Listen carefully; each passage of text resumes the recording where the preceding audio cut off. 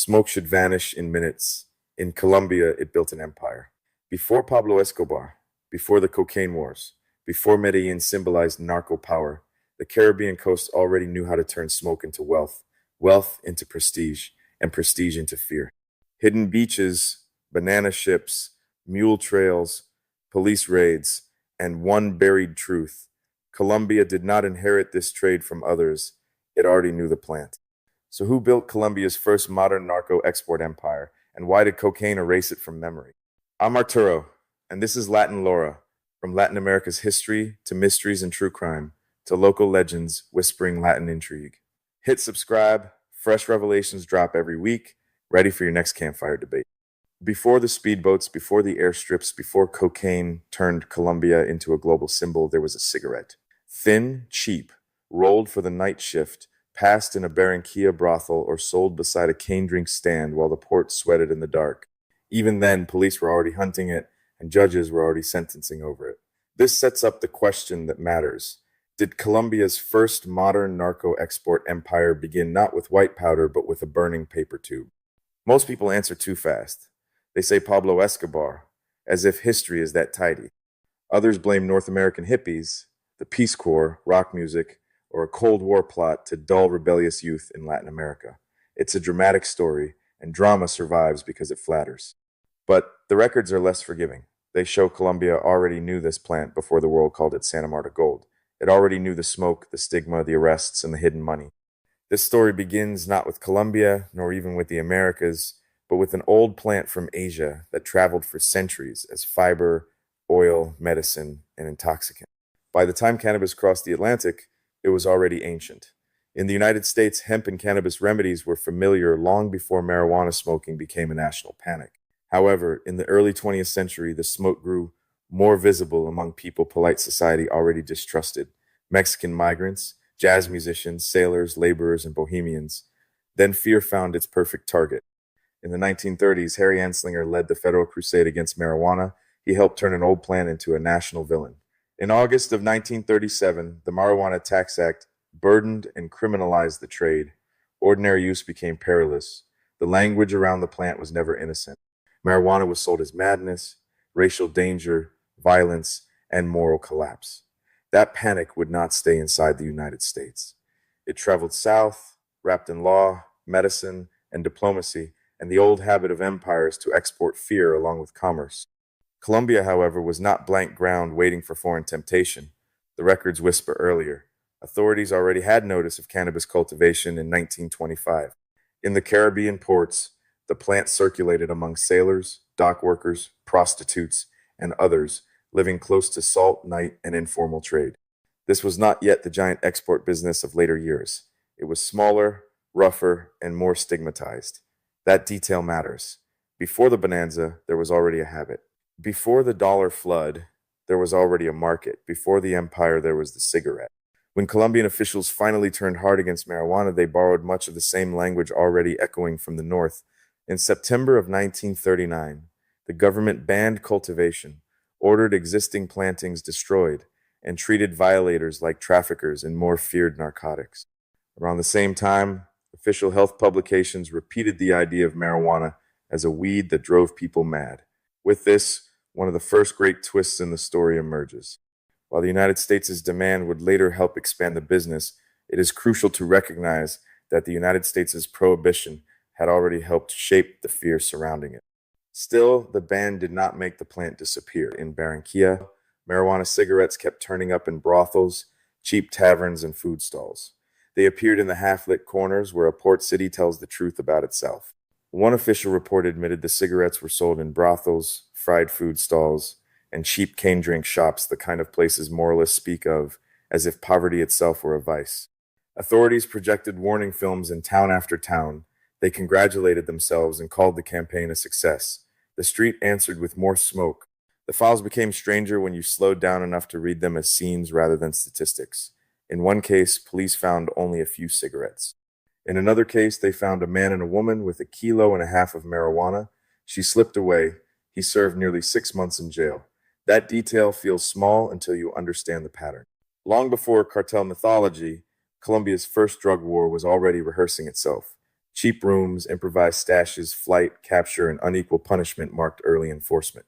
The cigarette was teaching the state how to enforce morality by force. By 1940, the government claimed the campaign had raised prices so high that a single marijuana cigarette cost 1 peso 50 centavos, a huge sum for workers. Officials saw this as a victory, but the truth leaked out. Arrests multiplied in Barranquilla and nearby towns. Cultivation appeared in Atlantico and Magdalena. Over a few years, records showed dozens of cases involving possession, sale, and planting. The state said the market was dying. The record showed it was adapting. Then the price told another story. By 1945, an American report said marijuana in Barranquilla had become easier to find again. It was not harder. Consumers could buy from taxi drivers or in brothels. The price of a cigarette had collapsed to 10 centavos. The same report claimed a Mexican vessel called Hidalgo had made 3 trips to Barranquilla in only 6 months. It carried marijuana and seeds for planting. The bonanza had not arrived yet, but the machinery was already warming up. What happened in Barranquilla moved outward. Cases appeared in Cartagena, Santa Marta, Fundación, and other towns. In Manizales, 2 men were caught with 3 pounds for sale, supplied from Pereira and grown at one man's mother's home. Early cases felt intimate: a mother's yard, a few pounds, a local cellar. This was not yet the vast narco-trafficking myth, but something domestic and close. That's why it mattered the roots were already deep. By the middle of the century, the contradiction inside the Colombian state was almost theatrical. Dangerous vice was on one page, useful fiber on the next. In the late 40s, the government imported cannabis seed for industrial purposes. They imagined sacks, rope, and textile uses, while hardening prison penalties for cultivation, sale, and use outside that frame. A 1946 law tightened punishment. Decrees in 1949 and 1951 again criminalized the trade. They labeled growers and sellers as criminal elements. The same species could be progress in a warehouse and poison in a poor neighborhood. Poor neighborhoods kept smoking. By mid-century, observers in Medellín reported marijuana use was common in brothels, bars, and some theaters.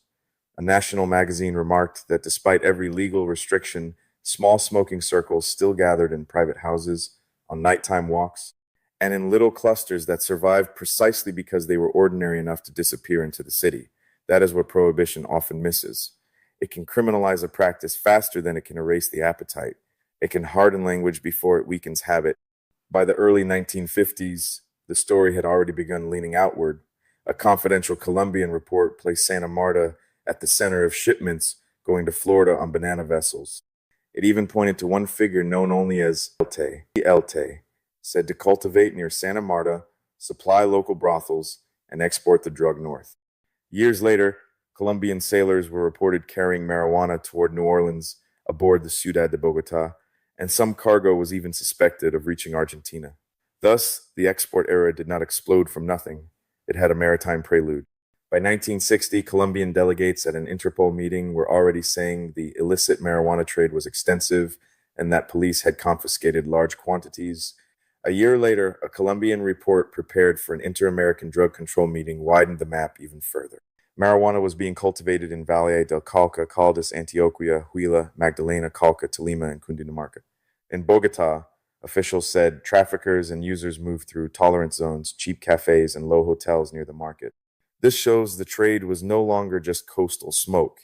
It had become national geography. The report from the early 60s reads almost like a police camera moving across the country. In Valle del Cauca, officials said marijuana was grown in Cali and rural Buga, even in cane fields near sugar mills. Along the border between Caldas and Valle, they reported an average of 10 daily arrests of users carrying small paper packets. In Antioquia, they named Bello, Santa Barbara, and San Geronimo. In Magdalena, the foothills of the Sierra already appeared. Here it is clear. The latter boom did not invent the map. It simply enlarged it. The files also begin to show the corruption and farce that always accompany prohibition. In 1962, local liberals in Maicao denounced their own mayor for releasing a man accused of trafficking marijuana. 3 days later, the DEA caught the same suspect again, this time with an even larger amount. There, in miniature, is the whole playbook of the coming narco age: release, recapture, whisper, protection, embarrassment. The drug economy was already learning to navigate the state's soft spots. By 1964, the scenes had grown more varied and more cinematic. In Tame, Arauca, authorities discovered marijuana plantings and arrested 5 men.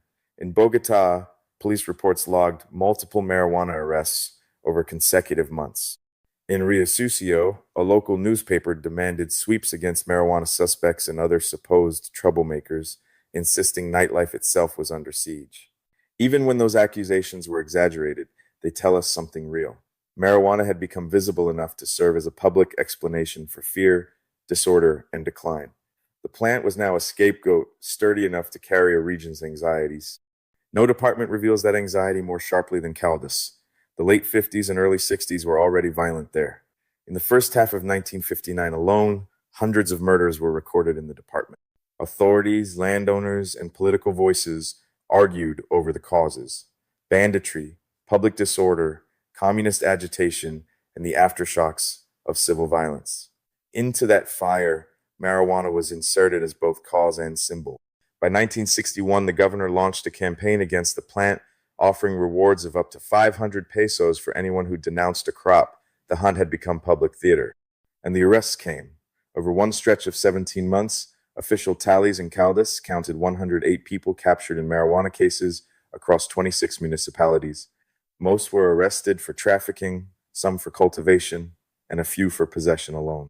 Half the arrests clustered in Salamina, La Virginia, Rio Sucio, Encerma, Pereira, and Santa Rosa de Cabal. Before the famous coastal bonanza, interior Colombia was already living through its own marijuana police chronicle. The decade only got harsher. In rural Pueblo Rico, authorities found a farm with 3,000 plants. In Dos Quebradas, a woman was captured with 10 pounds of marijuana. In the south of Old Caldas, the area that would become Quindío became one of the main interior production and trade zones, with farms around Armenia, Buena Vista, and Quimbaya, and arrests multiplying in Armenia and Calarca. A crop that many later imagined as purely Caribbean was by then threading itself through coffee country, highway towns, and restless provincial streets. Then the camera swings back north, and the scenes get even more dramatic. In February of 1968, police found a 3-hectare marijuana plot on a farm in the foothills of the Sierra Nevada de Santa Marta. In rural Cienega, another cultivation site appeared. Across Magdalena and Cesar, cases multiplied. Police seized loads of 30 pounds. In a house in Valledupar, 3 men were arrested with roughly 150 pounds hidden inside a container built to move the drug into Venezuela. By now, the cigarette had become a cargo system. The same year and the next, marijuana cases erupted across the map like sparks in dry grass. In Cauca, police found farms in Miranda and in the Bolivar jurisdiction. In rural El Tambo, 2 men were caught with roughly 75 pounds. In Popayan, officers even detained 2 teenage girls trying to sneak a package of marijuana to a prisoner in the local jail. In Huila, police raided a farm in El Paraiso. They seized 11 sacks of branch marijuana, 21 pounds of seed, and 41 pounds already prepared. The country was speaking in seizures. Read enough of those police bulletins, and a pattern appears. In Antioquia, the Choco side of Urabá, Cali, Santander, Norte de Santander, and across the Caribbean coast, marijuana arrests kept surfacing. Some involved a few paper packets. Others involved farms, sacks, seeds, contraband containers, or routes toward Venezuela. The state was chasing a national trade, not a local rumor. By the late 60s, Colombia already had growers, consumers, couriers, corrupt officials, and a police war of its own. So the first mystery clears. No, the plant did not conquer Colombia overnight because foreign hippies got curious. The United States demand mattered enormously, but it landed in a place where cannabis already had a domestic history, where contraband was already a language, and where prohibition had already taught the state and the street how to recognize each other as enemies and accomplices. Colombia had its own shadow market long before the export explosion. Now move north into what historians call the Greater Magdalena. Not just one city, not just one beach, but a whole northern world stretching across Santa Marta, Cienega, Valledupar, Rio Hacha, Maicao, the Sierra Nevada, the cotton lowlands, cattle country, banana zones, desert corridors, and hidden coves facing the Caribbean. If you want to understand Colombia's first drug paradise, this is the real stage. Geography here is not scenery. Geography is machinery. It decides what can be hidden, what can be moved, who can be bribed, and how far a rumor can travel before sunrise. People often tell this story as if coffee suddenly failed and peasants everywhere switched crops. That version is too lazy. Coffee remained one of Colombia's great economic pillars. The first major marijuana bonanza did not rise mainly from the old coffee axis. It rose in the Greater Magdalena, where smuggling traditions were older, state control was uneven, frontier settlement kept pushing into fragile lands, and legal livelihoods in the Caribbean lowlands, especially cotton, had begun to disappoint.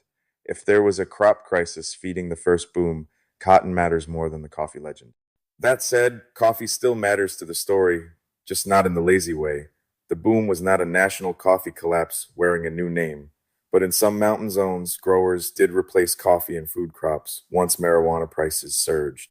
In some corridors, coffee smugglers had already helped stitch the region together through commerce and quiet transport. The people who knew how to move a crop from scattered uplands to the coast, and from the coast to foreign buyers, did not need a new map. They only needed a more profitable cargo. So who were the pioneers? Not cartel bosses in the later Medellín sense, not men with branded empires and national armies. The first pioneers were networks before they were celebrities. Picture a beach in La Guajira at dusk. Men who had spent years moving liquor, cigarettes, cloth, and appliances are watching the tide. They already know which cove receives cargo without question, which customs officer can be softened, and which captain will keep his mouth shut. Marijuana did not invent these men. It walked into a house they had been building for years, room by room, bribe by bribe, then walk inland to the warehouse, the ranch, the trucking yard, the merchant office. A second layer sat there with credit, storage, land, fuel, and protection. Some belonged to old coastal families. Some came from immigrant commercial worlds woven into Caribbean trade. Serious history is careful here, and so should we be. Whole communities were not criminal blocks. But certain individuals were perfectly placed to turn a risky crop into a financed business. They could advance money, buy silence, move loads, wash prestige through cattle and real estate, and make illegality look almost respectable to the people profiting from it. Now climb the mountain path. The third set of pioneers were the growers, settlers, sharecroppers, peasant families, and small and medium-sized farmers in the Sierra Nevada and nearby frontier zones. They lived where the state arrived, weak, late, or mostly to punish. They were indispensable, but they were rarely the ones who kept the thickest stack of dollars. That is another legend worth breaking. The marijuana bonanza was not a case of equal prosperity. It was a hierarchy. The mountain produced the leaf. Intermediaries and exporters usually reaped the highest profits, then returned to town dressed like miracles. And then came the connectors, boat captains, crews, pilots, brokers, and buyers tied to the United States market. Without them, cultivation would have remained local and regional. With them, it became transnational. First came the sea, with fishing boats, merchant vessels, sailboats, and hidden compartments. Later came light aircraft and improvised airstrips cut into the desert and cattle land. In smuggling, the man who flies or floats the cargo is not the background. He is the bridge between rumor and fortune. He decides whether a harvest becomes cash, or a police report, or a body carried quietly to shore. Some regional memories insist there was a moment when local cannabis in and around the Sierra was crossed with seeds arriving from Mexico, and perhaps even farther abroad until a more coveted strain took shape. Santa Marta gold was not magic falling from the sky. It was the product of local trial, borrowed genetics, and a market hungry for distinction. Once the name traveled north, the mountains and coasts of Colombia stopped being side routes and became destinations. The leaf was now wearing a reputation. Up close, the work remained stubbornly rural. Fields were cleared. Seeds were watched through rain and pests. Flowers were dried, sorted, pressed, and packed. Loads went down by mule, jeep, truck, river canoe, and human backs. Nothing about the first stages looked glamorous if you stood in the mud long enough. The glamour lived somewhere else, where the dollars changed hands. The man closest to the plant is rarely closest to power. Zoom out, and the whole system looks like veins running from mountain to sea. Mule trains descended with bales. Canoes moved along river arteries. Hidden beaches waited like open palms. Cargo crossed the Caribbean through old contraband logic. Mix the illegal with the legal. Trust the right silence. Move before dawn. Disappear before paperwork catches up. This is why the pioneers are hard to reduce to one face. The true founders of the business were not just men. They were roots, kinship ties, loading sites, storage rooms, and the coastal memory of smuggling itself. Then came the bonanza, and it hit like a fever. Money arrived faster than institutions could understand it. Dust towns suddenly wore concrete mansions. Four-wheel drives appeared where roads still looked unfinished. Imported whiskey reached villages that barely had reliable water. Musicians, racehorses, beauty queens, patronage, and gold-plated fantasies followed the cash. Valinado found new patrons. A successful shipment could sound like a whole festival. For a moment, parts of the Caribbean coast seemed to believe they had discovered a shortcut out of history, straight into abundance, without the slow discipline legal wealth usually demands. But bonanzas are always tricksters. They spread just enough wealth to seduce a region, never enough to make it fair. Many growers remained one bad season, one theft, or one police raid away from disaster. YU communities entered some routes and brokerage circuits, yes. Still, never as one single criminal mass, and anyone who tells it that way is repeating an outsider's prejudice. Peasant labor, indigenous mediation, merchant capital, and foreign buyers coexisted within the same economy. Still, they did not wield equal power within it. The leaf united them without making them equals. This was also the moment when illicit money began teaching Colombia a new social language. Not just survival, but status. Pickups, ranches, imported liquor, private gunmen, favors for mayors, gifts for musicians, loyalty bought in cash, fear dressed as respectability. That is why the marijuana era matters so much. It was not only about cannabis leaving the country, it was about a model being born. Illegal money could buy prestige, sponsor culture, penetrate politics, and pass for development instead of dependency. The crimes of that world were real, but they did not always look like the later theater of cocaine terror. Fewer globally famous assassinations. More frontier noir. A shipment vanished. A partner was accused of skimming. A captain disappeared after a lost load. A ranch became the site of an ambush. A family dispute over cargo hardened into a blood inheritance. The marijuana years are remembered less through one iconic murder than through a pattern, intimate, local, underreported, and formative. Meanwhile, the police war kept learning new choreography. Raids now landed on farms instead of only in brothels. Officers counted plants by the thousand instead of cigarettes by the handful. Bulletins from the late 60s read like dispatches from a country already being mapped by contraband. A 3-hectare plot in the Sierra foothills, a hidden container in Valledupar, teenagers at a jailgate in Popayan, sacks and seed on a farm in Huila, a woman in Dos Quebradas carrying 10 pounds. Before the giant offensive, there were already smaller rehearsals teaching the state where to strike. That detail matters, because the repression did not begin all at once in 1978. The storm gathered earlier, crop destruction by the army was underway by the middle of the 70s, and the presence of the United States anti-narcotics apparatus in Colombia was increasingly difficult to ignore. Washington was no longer treating Colombian marijuana as distant contraband. It had become a political problem arriving on American shores. Diplomacy, intelligence, and anti-drug cooperation began narrowing the space in which the coast had imagined it could keep getting rich without consequence. Then came Operation Fulminante in 1978, the name that still lands like metal. Thousands of troops were sent into La Guajira and the Sierra Nevada to eradicate marijuana and hit the northern trade hard. Officials celebrated the seizure of boats, aircraft, fields, and tons of cargo. The images were spectacular: soldiers in the brush, confiscated cargo, the theater of a state finally pretending it had discovered the coast. But the other ledger was written in poor ink.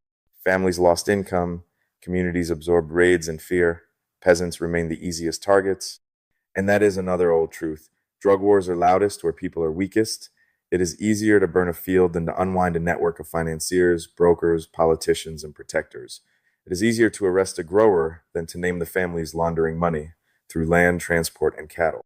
So while the state celebrated the destruction of crops and seized equipment, much of the social machinery around the trade proved more adaptable than the plant itself. The leaf was attacked. The structure around it learned to bend and survive. As repression tightened and profits narrowed, the old balance broke. Competition sharpened, trust thinned. The broad, relatively open marijuana world gave way to more concentrated and more dangerous criminal logics. At the same time, another product weighted with colder mathematics, cocaine, carried far more value and far less weight. That changed everything. Some of the same roots, laundering habits, pilots, corrupt relationships, and lessons in selective violence flowed naturally from the marijuana era into the white powder years. Marijuana was not just a colorful prelude, it was the workshop where Colombia first rehearsed modern narco power. That is why the Old Coast deserves careful remembrance. Before the famous cocaine bosses, the Greater Magdalena had already rehearsed the essentials of the later narco age: export routes into the Caribbean, local political protection, laundering through cattle and property, armed dispute resolution, and a culture that translated illicit cash into social ascent. The first modern Colombian narco bourgeoisie did not arrive carrying cocaine, it arrived carrying compressed bales of marijuana, and it taught the country something terrible and useful at the same time. Crime, if dressed properly, could be made to look like opportunity. Years later, one of history's crueler ironies would emerge. The same plant that once brought raids, sermons, prison decrees, and police bulletins would begin reappearing under new names: medicine, research, regulated industry, investment. The leaf itself had not changed its nature. The state had changed its grammar. What had once been described as madness in a poor man's hand could later be dressed in licenses, laboratories, and export plans. The countryside that bore the first risks was not always first invited into the light of law. So when we ask who pioneered drug trafficking in Colombia, the honest answer is not one king stepping out of the fog. It is a coastline learning how to monetize secrecy. It is the Greater Magdalena turning old contraband routes into the first durable architecture of a modern drug boom. It is growers, merchants, captains, pilots, brokers, and protected officials building the workshop that cocaine would later inherit. Marijuana changed how power looked, how money moved, and how violence learned to speak with a regional accent. And never forget the little paper tube from the beginning. The first modern narco export empire did not announce itself with a palace or a private jet. It flickered first in cheap rooms, in brothels, in cane drink stalls, in a taxi, in a yard behind somebody's house, in a police evidence bag marked with only a few cigarettes. Then it grew into sacks, heavy loads, bales, boats, and airstrips. That is how dark systems often begin, not with a single gigantic crime, but with a small thing repeated until a whole society learns to profit from it. The mountain remembers the growers, the coast remembers the ships, the archives remember the raids, and Colombia still lives inside some of the habits that the first marijuana boom helped teach it. That contraband can look like commerce, that corruption can look like pragmatism, that sudden wealth can look like destiny, and that a state can arrive late, loudly, and still miss the men who taught the business how to breathe. Tell me in the comments what you think. Did Colombia's first modern narco export empire grow from a plant or from a country that learned to use it? Muchas gracias. Thanks for trekking the hidden trails of Latin America with me. If tonight's story unsettled you, subscribe and ring the bell, because Latin America's most intriguing stories are far from over.